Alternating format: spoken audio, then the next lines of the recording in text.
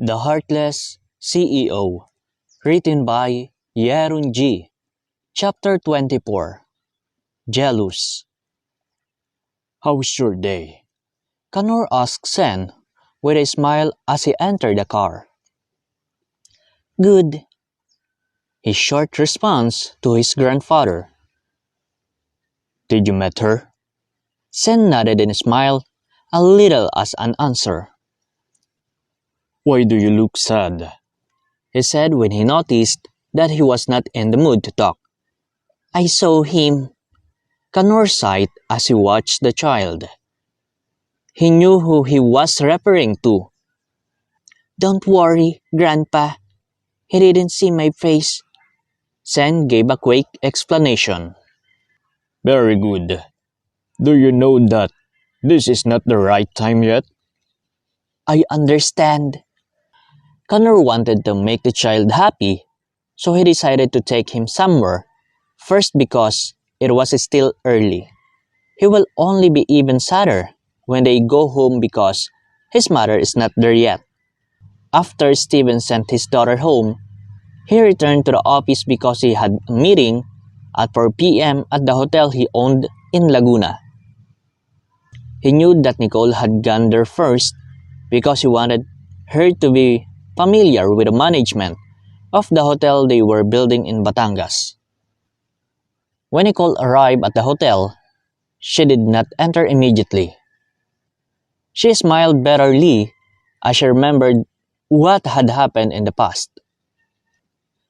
It's been 6 years already since she first stepped into this hotel, where her life began to break down. Good afternoon, Miss Schwartz. A staff greeted Nicole as soon as she entered the hotel. Rob quickly approached the newcomer when he saw her. He had seen her on the news with Steven, but he was still surprised when he saw her face in person. He knew she was one of the coming guests at the hotel, and she will be participating in a meeting with some board members, including him as the hotel manager. Nicole smiled at the staff and greeted back. She kept the formality on her face when she saw a man approaching her. She still remembers him even though it has been a long time. My name is Ralph Clemente. Ralph introduces himself to the lady.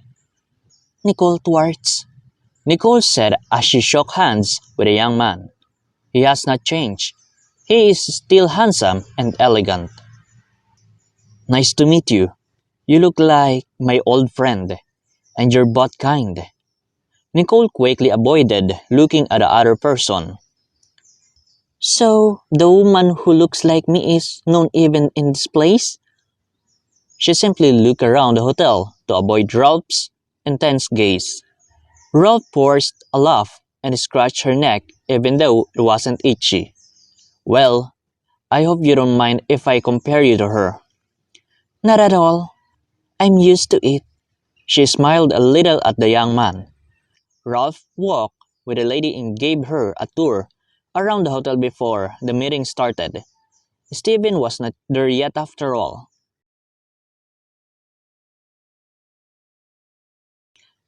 I'm just curious about a girl who looks like me. Okay. I'm just curious about the girl who looks like me. I noticed that Mr. Scout doesn't want to talk about her in front of me. What's wrong with her and how do you know her? Ralph watched her intently. They just walk slowly and her attention doesn't seem to be anywhere around. He honestly didn't know why Steven didn't want to talk about that woman he had met before.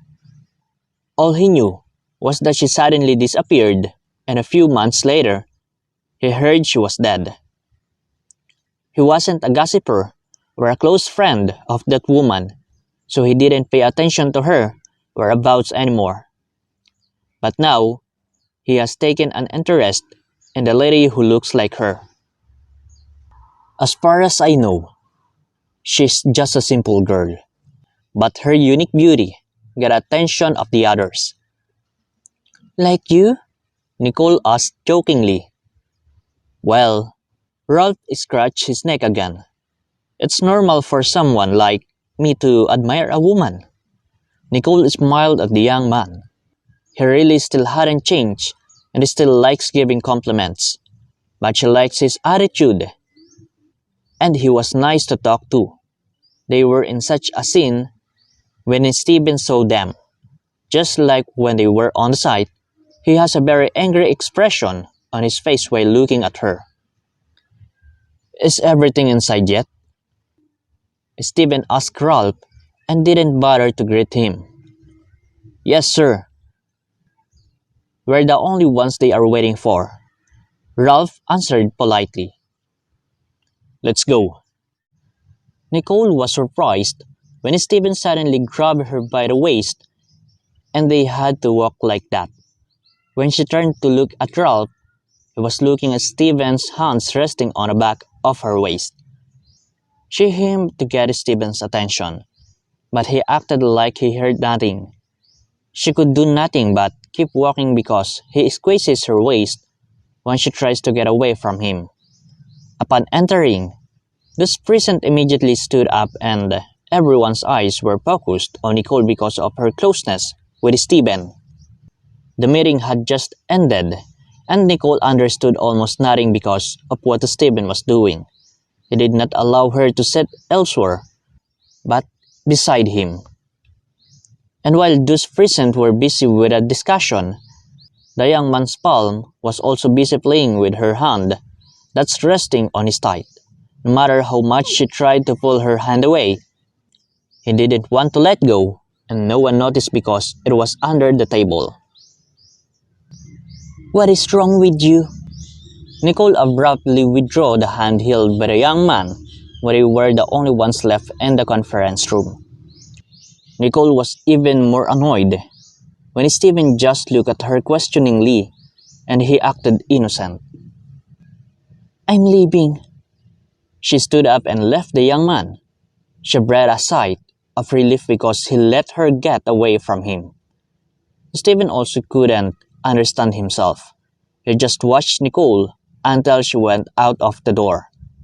He made sure Ralph wouldn't have time to get close to her, though he let her leave alone. Nicole did not return to the company because it was getting late. She headed to a friend's restaurant because she was invited yesterday to go back there so they could talk again. Joseph welcomed Nicole at the entrance of his restaurant when he saw her coming. The flush can be seen on his face. Thank you for accepting my invitation. I'm the one who should thank you. Nicole smiled kindly. Joseph escorted her, but a smile gradually faded from her lips as she recognized the person coming their way. I never thought we'd meet her again, and oh, you have a date. Rita greeted Nicole with a smile as she analyzed her. Nice to meet you again, Nicole said and smiled at the woman as well. She secretly smiled when she noticed how Rita's male companion looks at her. Well, you're smart and know how to choose a man, Rita said meaningfully to Nicole. She wanted revenge because she was embarrassed in front of her brother before, but she didn't seem to be affected by her sarcastic remark. Thank you. Thank you for the compliment. Nicole felt Joseph's slight squeeze on her shoulder to let her know he was just there next to her when she needed him. You look so familiar. Sander furrowed his brows while looking at the person in front of him. She just looks like the woman in your mind, Rita quickly explained to the young man. Rita was even more annoyed with Nicole, knowing that Sander had still not forgotten the woman she looked like. She and Sander had met again just recently because he was busy with business abroad. But it was ruined, thanks to this woman. I think you're the 10th to tell me that. A captivating smile flashed on Nicole's lips for Sander. She remembers him and she knows Rita likes him a lot. Sander chuckled and introduced himself to the woman. Rita's frown was ignored. As Steven's best friends, he can forget a face that looks like the one in front of him. Thank you again for choosing my restaurant tonight, bro. Joseph joined to the conversation of the three. Oh, is she the one who told me earlier that you were waiting for to have dinner with? Sander asked Joseph. They also became quite close, and they were joking with each other. Earlier because until now, he is still single. He is older than him, so he wonders why he is still single to this day. Yes, this is my friend from Canada, Nicole Twartz. Joseph proudly introduced her to Sander. Grinning, Sander tapped him on the shoulder. He did not pay attention to the woman's name.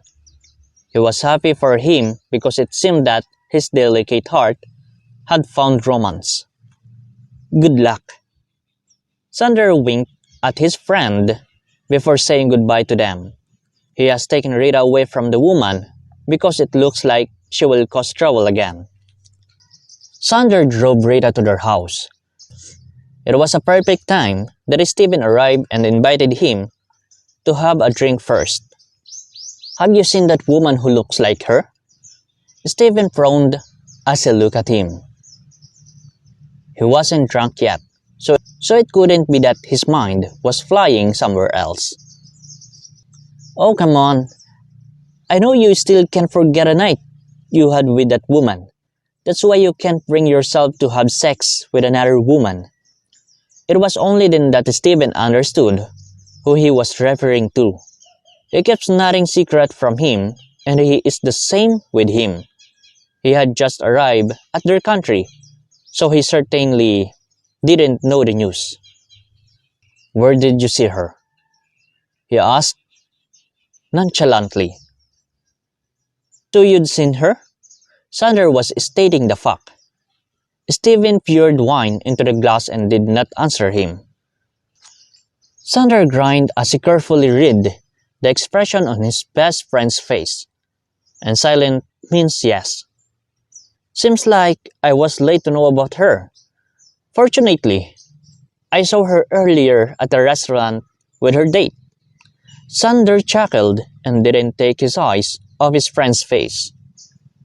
A strange smile slowly appeared from Sander's lips as the expression on Stephen's face changed. He also noticed that his grip on the glass tightened. Joseph suits her, and it's just amusing because it looks like the guy has already been hit by Cupid's arrow. Sander continued to tell the story. Stephen slammed the glass he was holding on the table because of annoyance. He ignored the sly smile on Sander's lips. Shall I stay with you longer? Grinning, Sander asked Stephen as he stood up. Stephen turned to his friend before turning his back on him. He didn't want to say much more, and Sander got it. To be continued.